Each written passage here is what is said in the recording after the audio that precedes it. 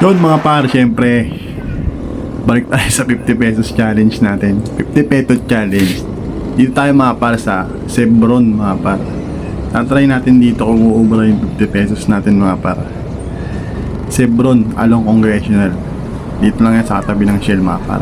Okay, try natin. Okay. Wait lang, check ko muna yung pera ko. Wala akong pera mga par. Kaya double check ko muna mga par. Para sigurado. Mahirap na. Medyo nainip si kuya dyan. Pasensya na bossing. Yun. Pwede bang 50 pesos? 50 pesos na unleaded. Yun. Pwede mga par. Siyempre pwede dito yan sa Sebron mga par. Dito yan mga par sa along Congressional Extension mga par. Katabi to para ng Shell sa Congressional. At katapat niya ay ang Sea Oil mga par. Pasok na pasok din ang ating 50 pesos mga par. Siyempre 50 pesos challenge, syempre. Hindi pa tayo napapahiya mga par. Pang ilang gas station na natin to mga par. Bayad talaga ng mga gas station mga par.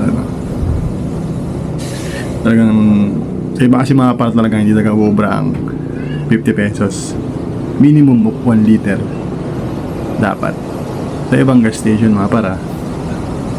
Pero hindi pa tayo nakakatagpo ng ganun. Kaya tuloy-tuloy natin tong 50 pesos challenge natin mga par. Okay, alright.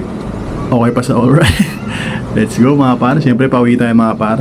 Time check dito mga par is mag-aalas 6 na mga par. Mga 5:30 na mga par. Okay, pauwi na tayo mga par. At pasado ang ating 50 pesos challenge dito sa Sebron mga par. Okay, tara, let's go. Pauwi na. Ride safe sa ating lahat mga mote.